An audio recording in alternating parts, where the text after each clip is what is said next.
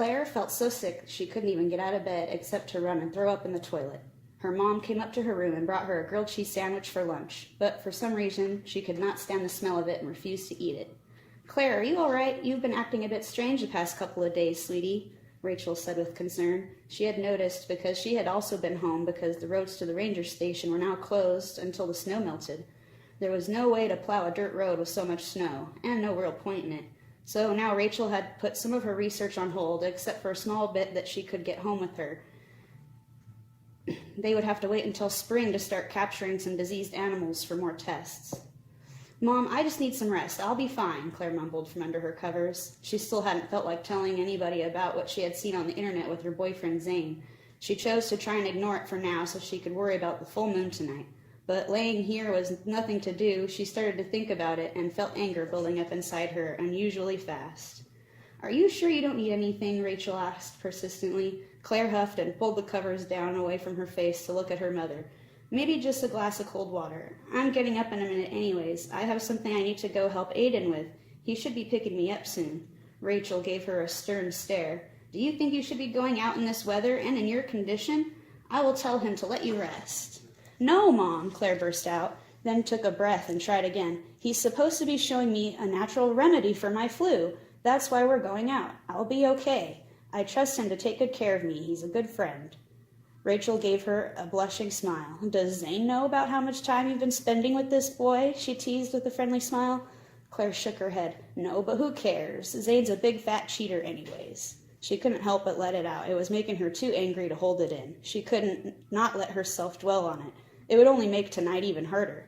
The stress could literally kill her. It already was.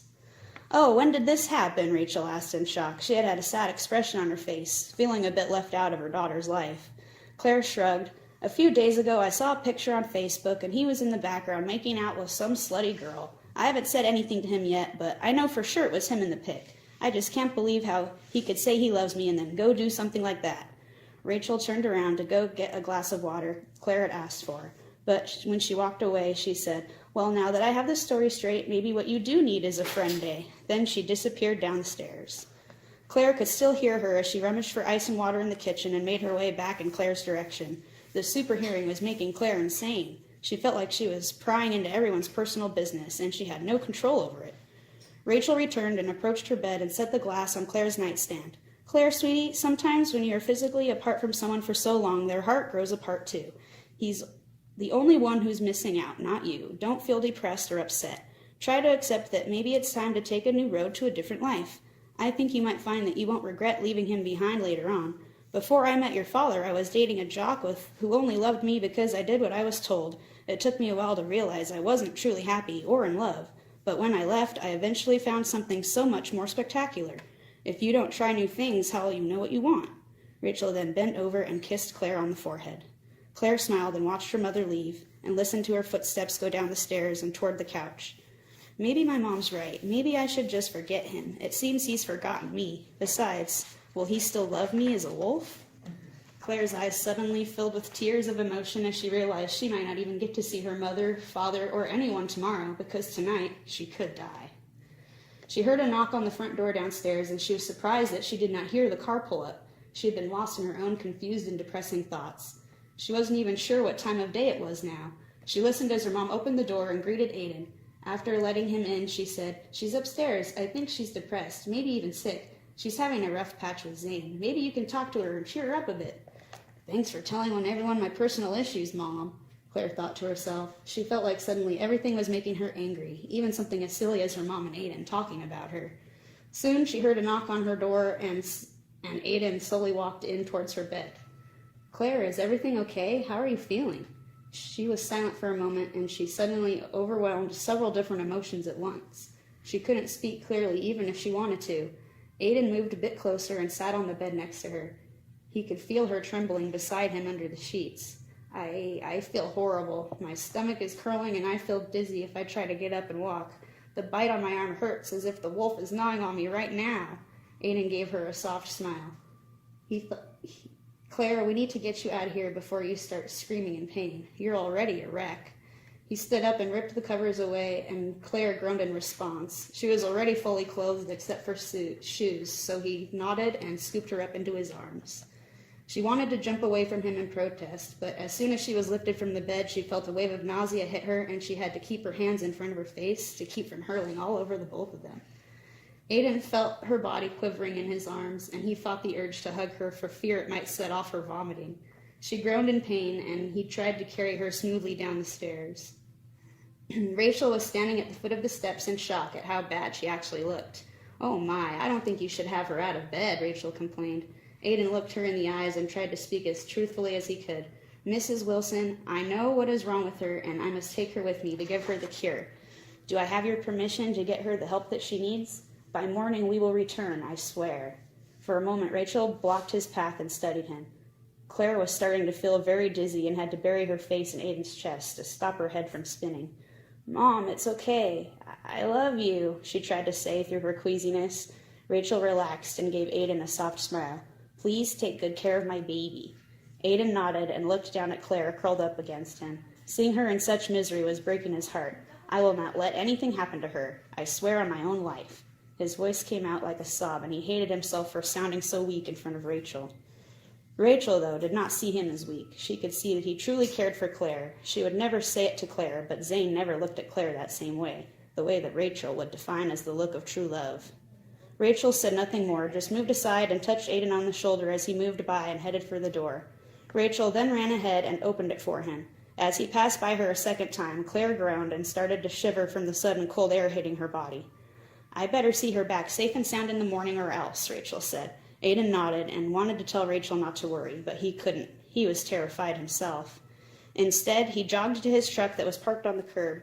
Clyde barked from the back seat as they approached. "Jesse, you're gonna have to drive. Scoot over," Aiden said. Aiden, I don't have a license. I'm only 15. He glared at her, and she scooted over anyways. Aiden climbed in and shut the door, then sat Claire on his lap as comfortably as he could. "Wow, she looks terrible. We should have gotten here sooner," Jessie said with shock across her face. Aiden snarled at her in frustration. "Stop stating the obvious and drive. I know you've been learning to drive with your dad. My truck should be easy. Now go!" Jessie shut up and started the truck. She began to drive them up the road, but her heart was pounding as they went. "Relax, you're doing fine. You know how to get to the cemetery," she told herself. "Cemetery? That doesn't sound like a place I want to be," Claire mumbled suddenly in protest. Aiden put his hand on her forehead and sighed. She was burning up. He cursed under his breath and hugged her. "Okay, Claire, remember that you have to do everything I tell you or you could die. I don't want to have to explain that to your family tomorrow." Claire's eyes filled with tears and she could not control her emotions. "Aiden, I'm so hungry. I feel like I'll die if I don't sink my teeth into something. Yet I could not eat anything my mother brought me. All my normal food smells terrible with this new super wolf nose." Aiden swallowed and looked her in the eyes. Even though she was pale as a ghost and smelled slightly of vomit, to him she was still beautiful, though he would never say it, especially not now. Her emotions were already a fiasco for her as it was. "The thing is, your body is craving a hunt. To kill a living creature it's what wolves do to survive. We hunt, kill, and eat. You will no longer be able to live your fully vegetarian lifestyle. I'm so sorry, Claire. I can apologize a million times, but it will never give you back your old life. I'm a horrible friend for letting this happen to you." Claire trembled, but was glad to have his warmth against her back. She tried to look up into his eyes, but her body started to convulse. She guessed it was now preparing itself to make a complete transformation. She then leaned her head out of the open window beside her and hurled into the road. She was too weak and sick to care if she got it all over the side of his truck or not. He didn't care either. "Jesse, please hurry," came Aiden's worried voice. Then he was pulling Claire back in and rolling up the window to keep them warm. Jesse drove even faster, and Aiden turned his attention back to Claire. "Claire, I know you have heard about the next step you have to take, but are you prepared for it?" Clyde refused, and in the end, he was even lucky to survive at all. "You must drink a wolf's blood to help your body accept the change.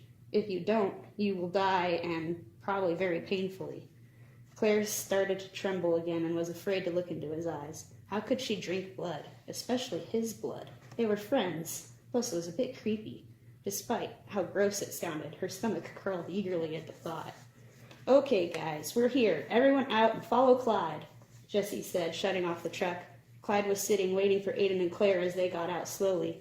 Claire insisted on trying to stand on her own, and she held onto the side of the truck for balance. Aiden shut the door and then held his hand out for Claire to take. Clyde barked and walked slowly ahead of them, making sure not to get too far so they lost sight of him. Jessie walked behind them, keeping her eyes and ears out for any intruders. Claire looked around and gasped. They really were at a cemetery, and an old one. She felt her body start to convulse again and grabbed Aiden by the shoulder so she wouldn't fall backwards. Aiden reacted fast and scooped her up again. As her body quivered, she hugged him and tears filled her eyes. She didn't want to, but it was like she could not control her own body. He had to fight back tears of his own as he hurried his pace. Now that he was carrying her, he could run. Jessie came up to jog beside him and shot him a worried glance. Sunset is in an hour. She needs blood, Aiden. What are you waiting for? Just then they came upon the thing he had been looking for. It was a huge stone tomb. It seemed to be solid except for a huge iron door with a big sliding lock on the front. Clyde was already there, trying to pry it open. Jessie ran up ahead to help him open it. As the two of them pulled, the huge door creaked and finally swung open. Aiden carried Claire inside and sat her down on the smooth stone floor. The place was covered in a layer of dust, but otherwise seemed very quiet, and didn't smell too horrible, as she had expected it to. Jessie and Clyde came in, panting, and Clyde remained in the doorway looking out, keeping watch. Jessie approached Claire, sniffing the air, making sure it passed her own approval. Don't bother, I already cleaned this place out. There's nothing in here that she can hurt herself with, and nothing rank for our poor noses to have to tolerate. You and Clyde stand guard outside. I'll stay here with Claire and help her through her change. If we're lucky, maybe we will not attract any unwanted attention, Aiden said. He was starting to feel the wolf inside him pushing its way to the surface. Jessie nodded, but gave him an even more angry glare. And what do you want us to do if the hunter or mountain lion shows up? She asked. Clyde turned to look at Aiden, waiting to hear what the plan was. Claire began to cough, and Aiden sighed. If they show up, sound the alarm, then split up and get out of here. I won't have either of you getting killed on my watch. Just leave me to worry about her, he said, pointing to Claire behind him. He hoped his fear for that scenario did not show on his face. Jessie nodded, and Clyde barked. Both of them had fear on their faces, too, and Aiden gulped and sternly said, If that happens, you go get Marcus and then come back to save us with help. Don't try anything foolish. Now get out there and shut us in. Just don't walk it. Jessie obeyed silently, but Clyde turned to face him and whined. He walked up and nuzzled Claire's arm, trying to encourage her. She smiled and petted him under the chin. Thanks, Clyde, she whispered. He then wagged his tail and turned to trot outside and help Jessie push the door closed. You understood what he said? Aiden asked, with a soft smile on his face now, too. He knelt down next to Claire and removed his knife from his boot. Claire nodded. Yeah, he said that I shouldn't worry. This is the same place he was brought to for his change, and also said he's sad that he made the wrong choice. He was afraid of being a wolf and hurting his family, but now he suffers an even worse fate of living stuck apart from them. If he had taken the blood, he could have learned to control it and be happy. Aiden shrugged. I guess that's his way of trying to convince you not to chicken out. I think he likes you a lot, and, well, you already know that I do. We don't want you to die, Claire. We want you to become part of our family. Will you accept my blood as a gift and token of our bond of friendship? He said, holding his hand out toward her and cutting open his palm with his knife. She looked away, and his red blood began to pour out and splatter on the floor in front of her. As disgusted as she was, the scent of it was actually far from distasteful. His blood smelled sweet, and she could sense the warmth of it calling to her. She let her eyes look up into his, for she refused to look at the blood. His eyes were soft, slightly quivering as he returned her gaze, and somehow it relaxed her. He moved his hand closer to her face, and she closed her eyes as the sweet scent overwhelmed her senses. She felt like she was going to throw up again, and her head started to spin, even though her eyes were already shut. Then, suddenly, she felt something warm on her lips. She licked them and got a sweet and salty flavor. Realizing what it was she was tasting, she tried to back away, but her body wouldn't let her. Instead, it craved more. She started to slurp and lick it right off his palm like it was an addictive drug. There you go. Now you'll start to feel better for a little while anyway, he said. She slowed down to take a breath of air.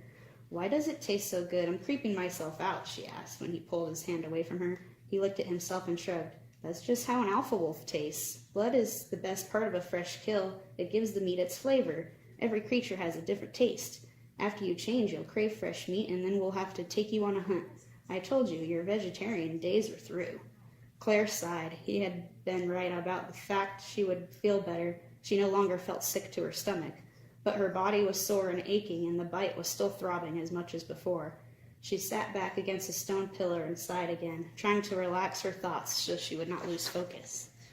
Aiden put his knife away and sat against the pillar across from her. He crossed his arms and closed his eyes, and to Claire it seemed like he was meditating. Darkness was approaching, and it was already very dark inside the tomb chamber. Claire could barely see him sitting there now. His body began to tremble, and she felt a sharp pain in her shoulders and back. A howl erupted from outside. It was faint from within the stone walls, as if they were miles away. Claire understood Clyde's call quite clearly. He had said the sun was now behind the horizon and the moon was rising from behind the trees. Claire let out a faint yelp as her spine started to spasm and made her barrel to the floor. Aiden snapped out of his trance and slowly crawled toward her. "Claire, don't fight it. Let it take hold of you. The more you fight it, the more painful it will be," he whispered. She was shivering as the muscles in her body started to send pulses of pain through her. She had never been able to imagine anything this painful, and knew it was only going to get worse before getting better. "You might want to remove any articles of clothing that you value keeping," Aiden recommended. He demonstrated by starting to undress himself until he was down to nothing but a pair of boxers and a white t-shirt. He also untied his hair and let it fall down into his face. He then gave her a shy smile and scooted back to give her some space. As her body pains momentarily subsided between waves, she removed her sweater and first layer of shirt, but hesitated with her jeans. She was trying to decide if losing her pants was worth it to keep him from seeing her in her underwear. "Claire, before you do this, I should say something," he said, hesitation in his voice. "For some reason, I feel like I need to tell you that no matter what you decide to do about Zane, I will support your decision. If you want to end it, I will help you through. If you want to try and make it work, you will definitely need my help with that too. I just need you to know that all I want is for you to somehow have a happy life when this is done. I cannot tell you what makes you happy. Only you can."